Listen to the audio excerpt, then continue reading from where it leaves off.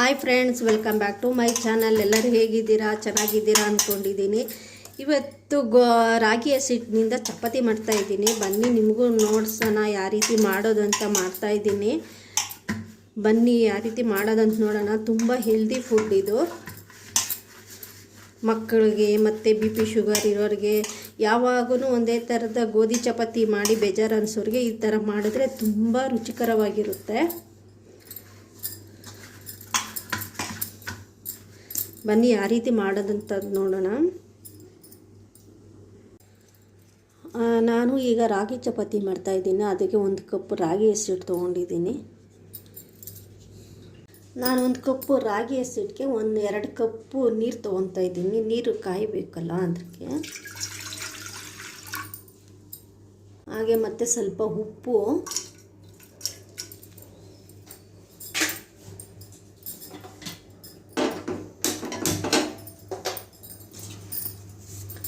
ಇದು ನೀರು ಚೆನ್ನಾಗಿ ಸ್ವಲ್ಪ ಮರಳಿ ಚೆನ್ನಾಗಿ ಕುದಿ ಬರಬೇಕು ನೀರು.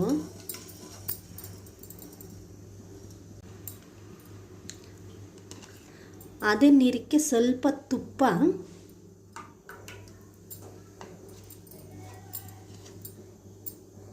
ನೋಡಿ ಈ ಥರ ಚೆನ್ನಾಗಿ ಕುದಿಬೇಕು.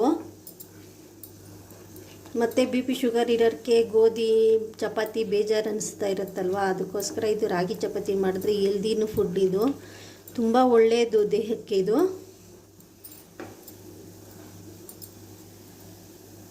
ನಾನು 2 ಕಪ್ಪು ನೀರು, 1 ಕಪ್ಪು ಹಸಿಟ್ಟಿಗೆ 2 ಕಪ್ ನೀರು ತೊಗೊಂಡಿದ್ದೀನಿ.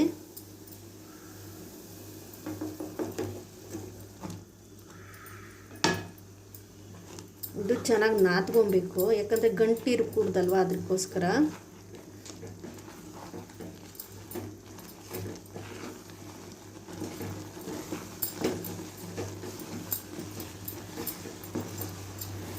ಬನ್ನಿ, ಇದು ಆಗಿದೆ. ಚಪಾತಿ ಹಿಟ್ಟು ಥರ ಉಂಟೆ ಮಾಡ್ಕೊಳ್ಳೋಣ.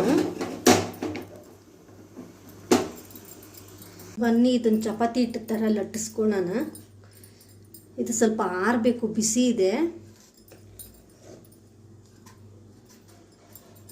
ಬಿಸಿ ಆರಿದ್ಮೇಲೆ ಚಪಾತಿ ಹಿಟ್ಟು ಅದಕ್ಕೆ ಲಟ್ಟಿಸ್ಕೊಳ್ಳೋಣ.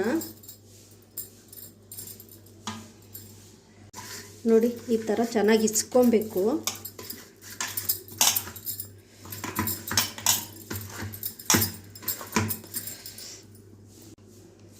ಹೀಗೆ ಒಂದು ಸ್ವಲ್ಪ ತುಪ್ಪ, ಅದು ಉಂಟೆ ಕಟ್ಟೋಕ್ಕೆ ಸ್ವಲ್ಪ ತುಪ್ಪ ಹಾಕ್ಕೊಳ್ಳೋಣ. ನೋಡಿ ಈ ಥರ ಚಪಾತಿ ಹಿಟ್ಟು ಅದಕ್ಕೆ ಬರಬೇಕಿದು. ನಾವು ನಾನದಷ್ಟು ಚೆನ್ನಾಗಿ ಇಸ್ದಷ್ಟು ಚೆನ್ನಾಗಿ ಬರುತ್ತೆ ಚಪಾತಿ.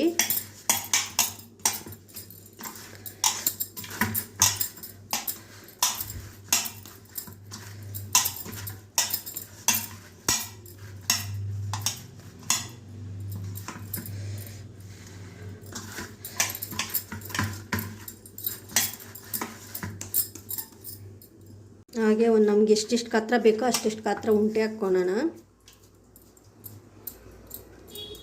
ನಾನು ಈ ಸೈಜ್ ತೊಗೊಂಡಿದ್ದೀನಿ. ನಿಮ್ಗೆ ಯಾವ ಥರ ಸೈಜ್ ಬೇಕೋ ಆ ಥರ ಸೈಜ್ ತೊಗೊಳ್ಳಿ.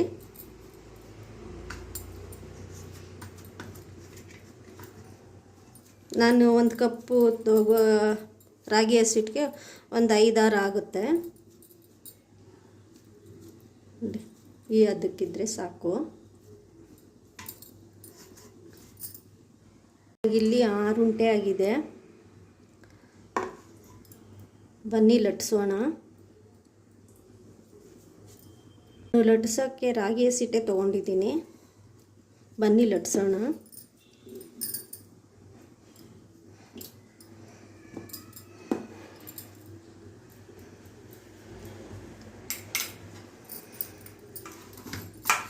ನಾವು ಸ್ವಲ್ಪ ಮಂದನೆ ಹಾಕ್ಕೊಬೇಕಿದು. ಬೇಕಂದರೆ ತೆಳ್ಳಗೂ ಹಾಕ್ಕೊಬೋದು.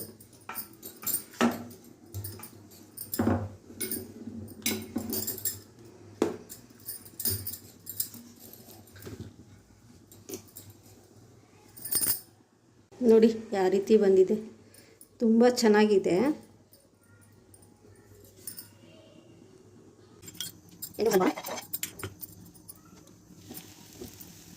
ರಾಗಿ ತುಂಬ ಚೆನ್ನಾಗಿದೆ.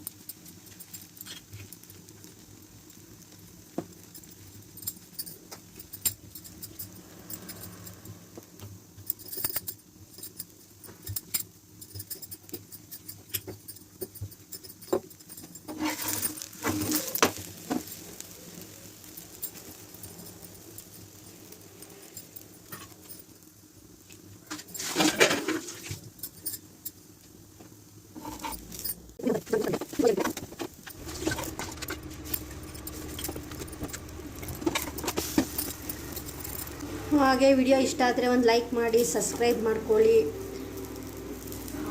ಇಷ್ಟೊತ್ತು ವಿಡಿಯೋ ನೋಡಿದ್ಕೆ ಥ್ಯಾಂಕ್ ಯು.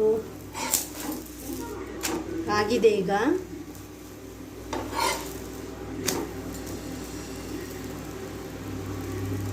ನೋಡಿ ಯಾವ ರೀತಿ ಬಂದಿದೆ, ತುಂಬ ಸಾಫ್ಟಾಗೂ ಇದೆ, ತುಂಬ ಚೆನ್ನಾಗಿದೆ.